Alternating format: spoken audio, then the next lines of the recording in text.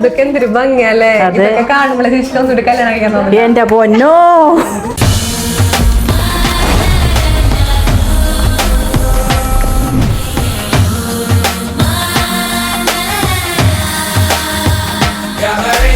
തൃശ്ശൂർ ടൗണിൽ വന്നിട്ട് imitation jewellery തപ്പി നടക്കുകയാണെങ്കിൽ നേരെ ഇങ്ങോട്ട് പോരെ. ഒരുപാട് നല്ല കളക്ഷൻസ് ഉണ്ട് കേട്ടോ ഇവിടെ. ട്രഡീഷണൽ മാലകൾ, കല്ല് വെച്ച മാലകൾ, ലൈറ്റ് വെയിറ്റ് മാലകൾ, പല വെറൈറ്റി ചോക്കേഴ്സും കമ്മലുകൾ തന്നെ ദൂരം കളക്ഷൻസാ. മൂക്കുത്തി, വളകൾ, ബ്രൈഡൽ സെറ്റ്സ് ഒക്കെ അവൈലബിൾ ആണ്. അപ്പൊ അമ്മമാർക്കൊക്കെ സ്വർണ്ണിട്ട് നടക്കാൻ ഭയങ്കര പേടിയായിരിക്കില്ലേ? തോന്നുന്നു അതിന് പകരം ഇതുപോലത്തെ ഗോൾഡ് പ്ലേറ്റ് ചെയ്തിട്ടുള്ള മാലായിരിക്കും നല്ലത്.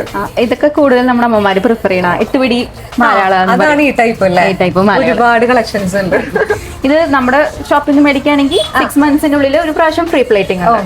പിന്നെ അവരുടെ വീട്ടിൽ ഇനി ഗോൾഡ് വലുതും ഉണ്ടെങ്കിൽ നമുക്കൊരു പ്ലേറ്റ് നമ്മൾ പ്ലേറ്റ് ചെയ്യും. പ്ലേറ്റിംഗ് ചാർജ് മാത്രം കൊടുക്കാൻ. ഇതൊക്കെ ചോക്കർ മാലകളാണ്. ഇപ്പൊ താമരയുടെ തന്നെ ലേറ്റസ്റ്റ് ഡിസൈൻ ആയിട്ടത്. ഇതൊക്കെ നല്ല ഭംഗിയില്ലേ? ഈ സെക്ഷൻ മൊത്തം ഹാസനാണ് കേട്ടോ. മുകളില് ഇതേപോലെ തന്നെ ഗോൾഡ് പ്ലേറ്റഡ് ചെയിൻസ് ആണ്. ജുംക്ക് ഇഷ്ടമില്ലാത്തവർക്ക് നാഗപടത്തിന്റെ സ്റ്റെഡ് ഇവിടെ ഉണ്ട്. ഇനിയിപ്പോ റെന്റലാണ് വേണ്ടതെങ്കിൽ ഫസ്റ്റ് ഫ്ലോറിൽ റെന്റൽ ജ്വല്ലറീസും അവൈലബിൾ ആണ്. ഇതൊക്കെ സെയിലിനുള്ള നഗാസ് കളക്ഷൻസ് ആവുമല്ലേ? ഇതൊക്കെ സെയിലിന് വരുന്നതാ. റേഞ്ച് വേണമെങ്കിൽ റേഞ്ചിനും നമുക്ക് കൊടുക്കും. ഒരു 1800 തൊട്ട് 2500 വരുന്ന റേഞ്ചിലാണ്. ഇതൊക്കെ എന്താ സംഭവം?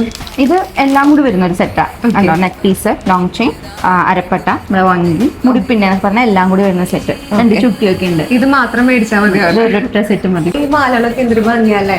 ഇതിപ്പോ സെയിലിനാണെങ്കിലും റെന്റലിനാണെങ്കിലും അവൈലബിൾ ആണ്. അപ്പൊ എക്സാക്ട് ലൊക്കേഷൻ സഫ ഫാഷൻ ജ്വല്ലറി, ഹൈ റോഡിൽ അക്ഷയ ഹോട്ടലിന്റെ നേരെ ഓപ്പോസിറ്റ് ആണ് കേട്ടോ. അപ്പൊ എല്ലാവരും വിസിറ്റ് ചെയ്യുക. ബൈ ഫ്രം ഹുഡാലിക് സൗമി.